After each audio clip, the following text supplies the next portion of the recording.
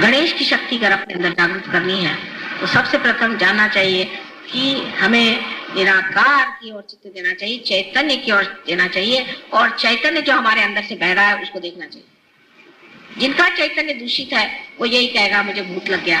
क्यों लगा? गणेश को कभी भूत नहीं लग सकता। तुमको तो अपने शरीर में मैंने स्थान दे दिया, ऐसा तो किसी ने किया होगा। और मैं तकलीफें उठाती हूँ आपकी सफाई के लिए, लेकिन आप लोग अपनी सफाई क्यों नहीं कर सकते? और आके लोग कहेंगे माँ मेरा आज्ञा पकड़ गया, मुझे अहंकार हो गया। क्यों हुआ? जब करने वाला परमात्मा है फिर आपको अहंकार क्यों? उसकी वजह यह है कि अपने दोषों को हम नहीं देखते हैं, दूसरों में टाल देते हैं और कह देते हैं कि ये तुम्हारा काम और ये तुम्हारी वजह से। उसके उल्टे श्री गणेश,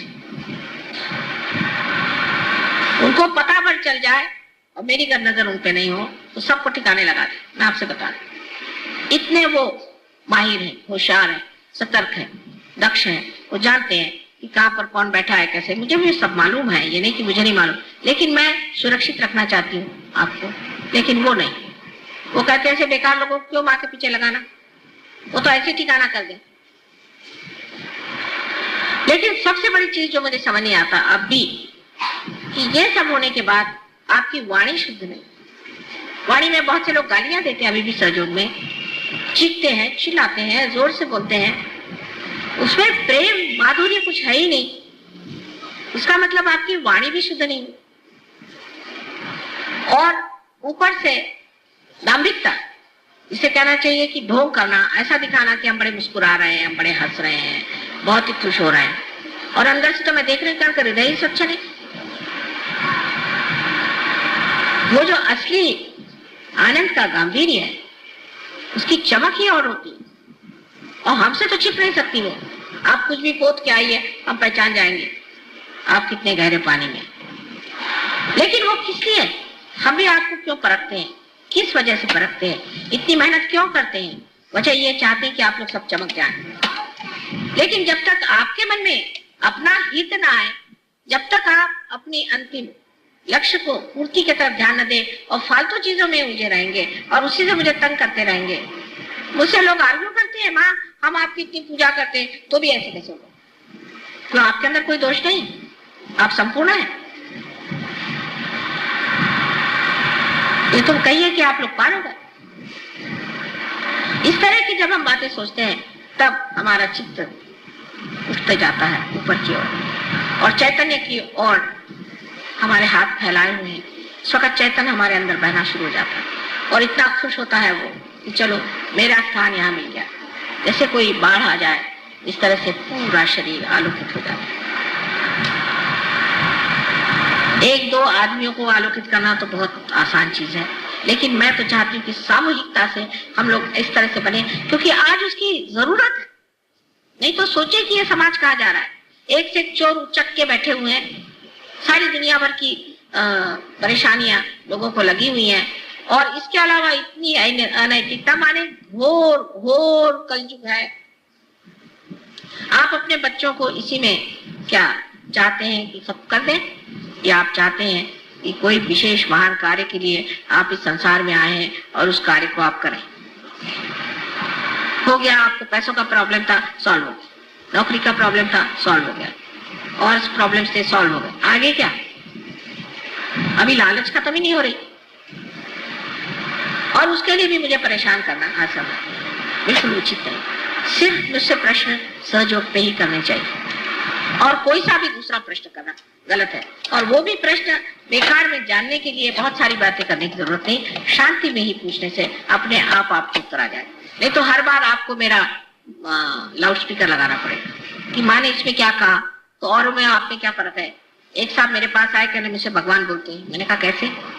कहले बस मैं गीता है उसे खोल लेता हूँ, जो पेज खुल जाता है उसमें जो लिखा है उसी से मैं समझ जाता हूँ भगवान ने कहा। मैं कहा वाह भाई वाह, वही हाल मेरा दिखता है। पेज खोल दो, माँ ने क्या कहा, ऐसा कहा। अब ये आपके अंदर सृजन शक्ति स्वयं है, आपके अंदर विचार शक्ति स्वयं है, आपके अंदर वो शक्ति है जिससे आप दुनिया को चमका सकते। तब आप क्यों बार बार ये चाहते हैं कि माँ ही इस बात पर बताए? आप स्वयं इसका प्रश्न का उत्तर दे सकते हैं। मैंने देखा उत्तर देने के लिए सिर्फ एक मैं ही हूँ। मेरे सामने तो सब प्रॉब्लम्स ही लोग लेके आते हैं, उसमें ऐसा प्रॉब्लम है, उसमें ऐसा प्रॉब्लम है, लेकिन कोई ऐसा नहीं मिलता कि नहीं इसका सोल्यूशन है माँ, आप चिंता न करें, हम कर दिखाएं। कोई भी चीज कह रहे हैं उसमें सिर्फ शक्ति का संचार होते ही वो चीज कुछ और ही हो जाए। जैसे ये चीज बेकार है, उसमें जैसे शक्ति का संचार हो गया, आप लोग मुझे सुन रहे हैं। इसी प्रकार कोई सी भी चीज जिससे हम कहते हैं कि जो व्यर्थ है, उसमें शक्ति का संचार होते ही वो कमाल के हो जाते हैं। आपको अपने बच्चों से प्यार है, अच्छा उनमें शक्ति का संचार करो, वो बच्चे कमाल के हो जाएंगे, हो ही जाएंगे। अगर आपको अपने घर से प्यार है, चलो उसमें शक्ति का संचार करो, मंदिर हो जाए। आपकी बुद्धि में अगर कोई दोष है या आपको हर समय सवालात बहुत आप दिमाग में लाते हैं, अपने उसमें शक्ति का संचार करो, सब चीज का उत्तर आपके सामने आ जाएगा। आपको मुझसे पूछने की जरूरत क्या? शंकराचार्य, आदि शंकराचार्य को क्या मैंने जाके बताया था? तुकाराम को क्या मैंने जाके बताया था? सबसे तो बड़ा ज्ञानेश्वर जी को अगर उनकी किताबें पढ़े तो आश्चर्य लगता है, कभी उन्होंने मुझे साकार स्वरूप देखा नहीं, लेकिन उन्होंने उस शक्ति को भर दिया जो उन्हें दी थी, और उस शक्ति के स्वरूप उन्होंने क्या कैसे कहा चीजें रखी। अगर आप अभी भी इसी साकार स्वरूप से ही संतृप्त है, आगे नहीं बढ़ सकते। आपको निराकार में हमें प्राप्त करना होगा, जिससे कि आपके अंदर की सृजन शक्तियां बढ़े। इसी को हम मानते हैं कि जो श्री गणेश को लोग कहते हैं कि हमारे महागुरु, उसकी वजह यही है कि उनकी शक्ति के संचार से हम स्वयं ही गुरु हो जाते हैं। हम कितने बार कहते हैं हम स्वयं के ही गुरु हैं, लेकिन ऐसे कितने लोग हैं मुझे नहीं दिखाते जो अपने टांगों पर खड़े हुए कह सकते हैं कि हाँ माँ ये चीज है, इसका हमारे पास उत्तर है, हम ही को इसका उत्तर मांगो। और जब वो देने लग जाते उत्तर, तो ऐसे उत्तर होते हैं कि सभी दुनिया निरुत्तर हो जाए उनके आगे, क्योंकि जो उत्तर देते हैं इतने अहंकार भरे, इतने बेवकूफी के और इतने निम्न स्तर के होते हैं कि समझ में नहीं आता कि ये सहयोगी है कि कहाँ जाके। अश्रद्धा वालों को नुकसान होता है, ये बात है, नुकसान भी होता है और उनको सीखना पड़ता है, उनको बहुत से लेसन्स लेने पड़ते हैं, समझ लीजिए। लेकिन वो भी होने के बाद, वो सब होने के बाद भी आप अगर जिंदगी भर स्कूलों में ही पढ़ते रहे तो आपको नौकरी कैसी मिलेगी?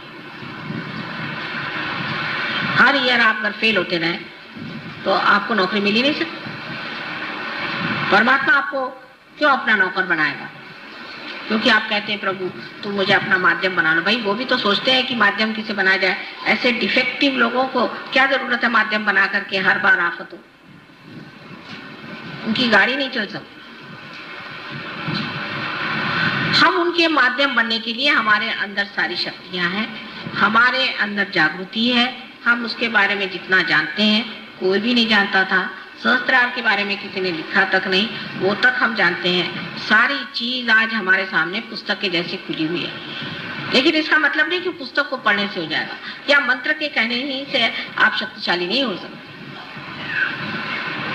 मंत्र का जो स्थायी भाव पवित्रता है